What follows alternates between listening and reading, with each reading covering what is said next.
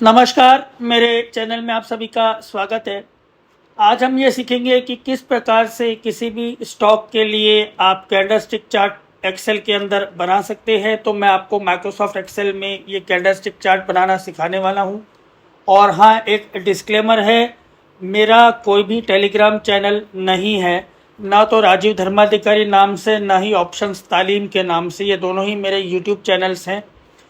तो कुछ फर्जी चैनल्स मेरे नाम से टेलीग्राम पे शुरू किए गए थे, उनकी कंप्लेंट्स की जा चुकी है। यदि आपको कहीं पे भी ऐसे कोई चैनल मेरे नाम से चलते दिखे तो प्लीज़ मुझे बताइएगा। मेरा शेयर्स के खरीदने बेचने से ना तो कोई लेना देना है, ना ही मैं इस प्रकार की किसी को सलाह देता हूँ। आजकल इस प्रकार के बहुत ज़्यादा स्कैम्स हो रहे हैं, कृपया इनसे बच के रहे।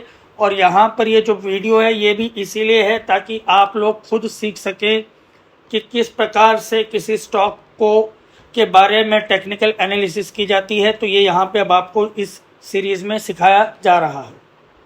तो चलिए अब हम शुरू करते हैं। सबसे पहले मान लीजिए कि आपको किसी स्टॉक के लिए अगर कैंडलस्टिक चार्ट बनाना है तो उसके लिए हमें उस स्टॉक के उस दिन के ओपन, हाई, लो और क्लोज की रीडिंग चाहिए होती है।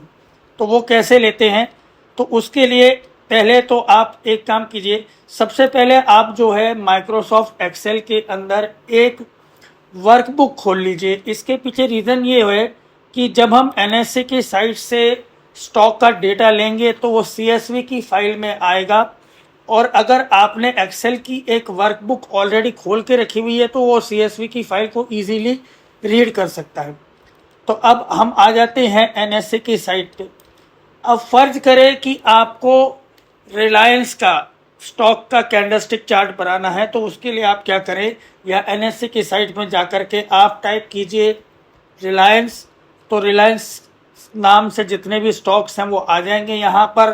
तो अगर अब हम यहाँ पर देखें, रिलायंस इंडस्ट्रीज़ का स्टॉक है, मैं इस पर क्लिक करता हूँ और ये यहाँ पर आप देख रहे हैं कि रिलायंस के स्टॉक की इंफॉर्मेशन खुल चुकी है। अब उसके लिए यहाँ पे हमें क्या करना है, यहाँ पर आप मेरे माउस के कर्सर को देखिएगा, यहाँ पे लिखा हुआ है ट्रेड इन्फॉर्मेशन के साथ में, ये मेरा माउस है, ये देखिए ये लिखा हुआ है हिस्टोरिकल डेटा। आप इस हिस्टोरिकल डेटा पे क्लिक कर दीजिए। अब यहाँ पर आप जाकर के 1 मंथ पे क्लिक कर दीजिए, क्योंकि हमें 1 महीने का हिस्टोरिकल डेटा चाहिए रिलायंस के स्टॉक का। और यूजुअली जब भी आप कैंडलस्टिक पैटर्न्स देखें किसी भी स्टॉक में, तो कायदे से तो आपको पिछले काफ़ी सारे समय का, 3 महीने का, 6 महीने का एक पैटर्न देखना चाहिए। लेकिन यहाँ पे मैं फ़िलहाल आपको 1 महीने का किस प्रकार से कैंडलस्टिक पैटर्न आप बना सकते हैं एक्सेल में वो सिखा रहा हूँ। तो यहाँ पे आप देखेंगे तो हमारे पास हिस्टोरिकल डेटा इसका आ चुका है। यहाँ पे कई सारे चीज़ें हमको दे रखी हैं। इसके अंदर एक चीज़ बताता हूँ, आप अगर यहाँ पे आप देख रहे हैं इस समय एक ग्रीन में आ रहा है 3011 और रेड में आ रहा है 2825। ये बेसिकली यहाँ पे ये इंफॉर्मेशन दे रहा है कि ये पिछले पूरे इस पीरियड के दौरान इसका जो हाई था वो रिलायंस का वो 3011.90 रुपीज़ जो है इसने हाई बनाया, और इस पीरियड के दौरान 2825 जो है इसका लो था, इस स्टॉक का लो प्राइस था। अब वापस आ जाते हैं, यहाँ पे आप देख रहे हैं date, series open, high, low, close दिया हुआ है। उसके अलावा LTP, close, VWAP, 52 week high, 52 week low, volume, value, इनमें से भी कई सारी चीज़ों की हमें बाद में आवश्यकता पड़ेगी। फ़िलहाल हम यहाँ पर जाते हैं और डाउनलोड पे क्लिक कर देते हैं, और ये डाउनलोड हो चुका है। यहाँ पे CSV फाइल पे जब आप क्लिक करेंगे, अब आप देखिए कि ये एक्सेल के अंदर हमारा डेटा खुल चुका है। यहाँ पे आप जाइए, इसको फॉर्मेट पे क्लिक करके ऑटो फिट कॉलम विड्थ कर दीजिए। अब आप देखिए डेट वाइज आ चुका है, 10 अप्रैल से 15 मार्च तक का डेटा आ चुका है। आप एक चीज़ नोट करेंगे कि कई बार क्या है कि जैसे यहाँ पे 12 अप्रैल का जो डेटा है वो हमारा नहीं आया हुआ है, तो खैर उसको आप बाद में एंट्री कर सकते हैं। अब यहाँ पे आप जाने के बाद आप क्या करें, हमें यहाँ पे सिर्फ ओपन, हाई, लो और क्लोज की वैल्यूज़ चाहिए है। उसके लिए आप यहाँ पर जाकर के प्रीवियस क्लोज को हटा दीजिए LTP हटा दीजिए, उसकी हमें ज़रूरत नहीं है। VWAP से लेकर के आगे तक की फ़िलहाल सारी इन्फॉर्मेशन की हमें ज़रूरत नहीं है, हम इसको हटा देते हैं। ये सीरीज़ की भी हमें ज़रूरत नहीं है, हम इसको भी हटा देंगे।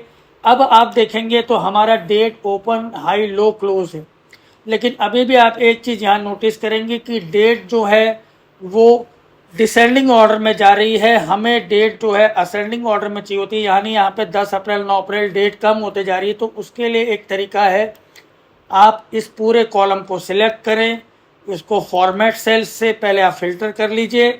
आप यहाँ पे डेट आइए, इसको हम यहाँ पे कर देते हैं 14 मार्च 2012, जो भी डेट इस हिसाब से। उसके बाद वापस जो है अब आप इसको सिलेक्ट करें, यहाँ पे डेटा के ऊपर जाएं, फिल्टर के ऊपर जाएं और फिल्टर पे जाने के बाद यहाँ पे इस प्रकार के एरो कीज बन जाएंगे। इन एरो कीज पे आप जाकर के सिलेक्ट कर दीजिए सॉर्ट ओल्डेस्ट टू न्यूएस्ट। तो अब देखेंगे आप तो डेट 15 मार्च से 10 अप्रैल तक की आ चुकी है। अब मैंने फ़िल्टर हटा दिया है, फ़िल्टर पर क्लिक करके अब मैं यहाँ पे इसका कैंडलस्टिक चार्ट तरीका बनाने का तरीका बता रहा हूँ। आप डेट से लेकर के यहाँ पर क्लोज तक पूरे इस डेटा को सिलेक्ट कर लीजिए।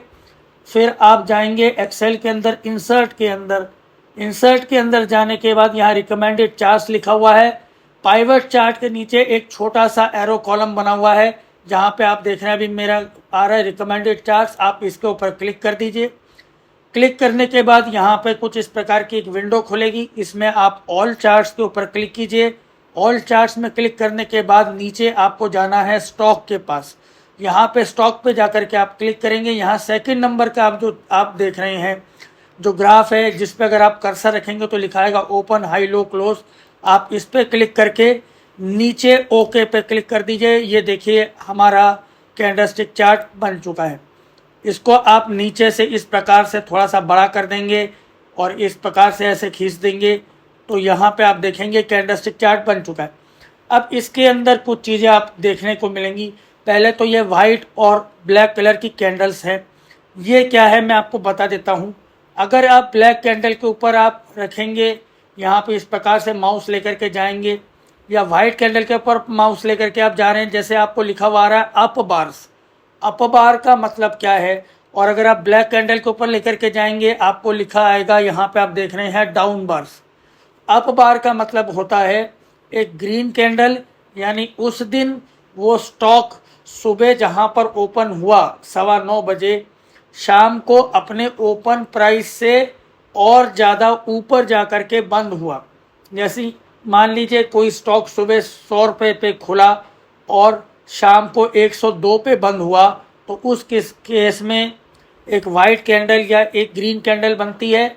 और ब्लैक कैंडल यहाँ पे जो दिख रही है वो तब बनती है जब स्टॉक मान लीजिए किसी जिस प्राइस पे खुला उससे कम पे आके बंद हुआ। यानी कि अगर 100 रुपये पे कोई प्राइस सुबह 9:15 बजे कोई शेयर 100 रुपये पे खुलता है और शाम को 99 पे आकर के बंद होता है, यानी वो सुबह के ओपन से नीचे गिर करके बंद हुआ है, तो ऐसी स्थिति में रेड कैंडल या ब्लैक कैंडल बनती है। तो यहाँ पे आप देख रहे हैं इस प्रकार से कैंडलस्टिक चार्ट बना हुआ है।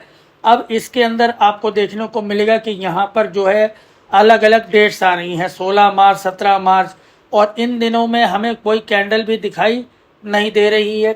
तो ये इसलिए था कि उस दिन जो है ट्रेडिंग हॉलीडेज थे, सैटरडे संडे की छुट्टी थी, तो ये चार्ट जो है उस दिन वहाँ की कैंडल नहीं आ रही है। इसके अगले वीडियो में मैं आपको ये बताऊंगा कि किस प्रकार से आप इन कैंडल्स के कलर को चेंज कर सकते हैं, और ये जो यहाँ पर हमारा डेटा दिया हुआ है इस चार्ट को किस प्रकार से आप ढंग से फॉर्मेट कर सकते हैं, और ये जो डेट सारी इनको कैसे हटाया जाए, तो ये मैं आपको अगले वीडियो में बताऊंगा। और अगर आपको ये वीडियो पसंद आया हो तो कृपया इस वीडियो को लाइक कीजिएगा और चैनल को सब्सक्राइब जरूर कीजिएगा और कमेंट्स में ज़रूर लिखिएगा। और अभी मैंने आपको खाली यहाँ पे ओपन हाई लो क्लोज सिखाया है। आने वाले वीडियोस में हम और चीज़ें देखेंगे कि हम और क्या क्या चीज़ें जो है ये ओपन हाई लो क्लोज से सीख सकते हैं, और किस प्रकार से आप खुद ही टेक्निकल एनालिसिस कर सकते हैं ताकि आपको किसी की भी सलाह लेने की आवश्यकता ना पड़े।